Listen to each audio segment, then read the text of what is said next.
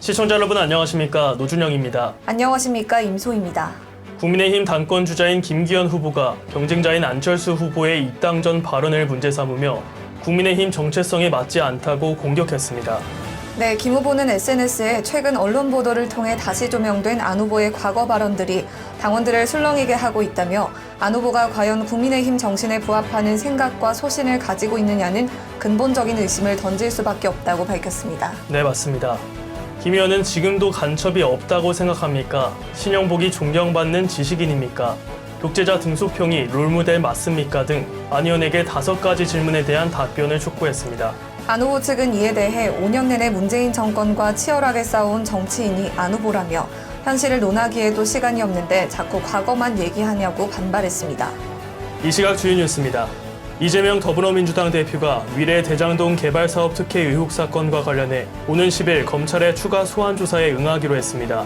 이 대표는 자신의 페이스북에 글을 올려 민주당 의원들께 다시 한번 부탁드린다. 이번 검찰 출석 때는 혼자 다녀오겠다고 밝혔습니다. 국민의힘 전당대회 불출마를 선언하고 잠행을 이어갔던 나경원 전 의원이 어제 국민의힘 당권 주자인 김기현 의원과 단독 오찬 회동을 했습니다. 나 전 의원은 윤석열 정부의 성공적인 국정 운영과 내년 총선 승리를 강조하며 많은 인식을 공유했다고 밝혔습니다.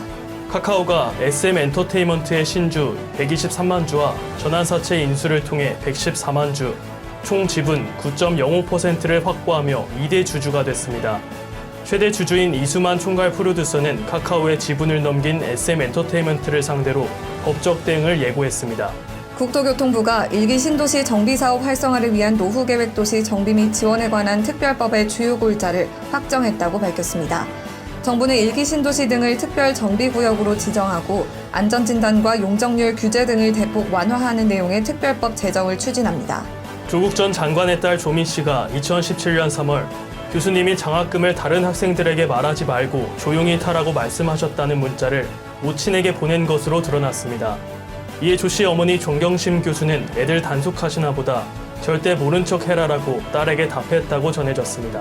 위례 신도시 대장동 개발사업 비리 의혹을 수사하는 검찰이 백현동 개발특혜 의혹에 대해 본격 수사에 나섰습니다. 더불어민주당 이재명 대표의 측근으로 알려진 김인섭 전 한국하우징기술 대표와 정모 아시아디벨로퍼 대표 주거지 등도 압수수색 대상에 포함됐습니다. 헬스장 등 체육시설 사업장의 10곳 중 4곳이 회원 등록 전 요금책에 환불기준 표시를 의무화한 가격 표시제를 지키지 않은 것으로 나타났습니다.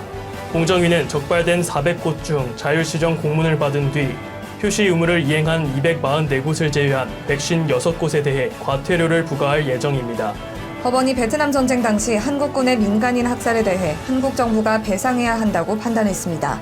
재판부는 제출된 증거에 따라 한국 군인들이 작전 중 총으로 위협하며 총격을 가한 사실이 인정된다며 피고 대한민국은 원고에게 3천만 100원과 이에 대한 지연 손해금을 지급하라고 판결했습니다. 소희 씨, 사람이 살면서 가질 수 있는 복 중에 가장 큰 복은 무엇일까요? 글쎄요, 재물복 아닐까요? 아닙니다. 가장 중요한 건 돈이 아니라 건강이라고 합니다. 사람의 명이야 하늘에 달렸다고 하지만 명수대로 사는 동안 건강하지 못하면 아무리 돈이 많아도 무슨 소용이 있겠습니까? 사는 동안 건강하게 사는 것이 복 중의 복이요 큰 행복임을 많은 사람은 이미 알고 있습니다. 네, 오늘도 운동으로 건강을 유지하며 복 중에서 가장 큰 복을 누리시기 바랍니다. 이 시각 주요 뉴스였습니다. 구독과 좋아요를 눌러주시면 더 좋은 뉴스로 보답하겠습니다. 지금까지 임소희, 노준영이었습니다.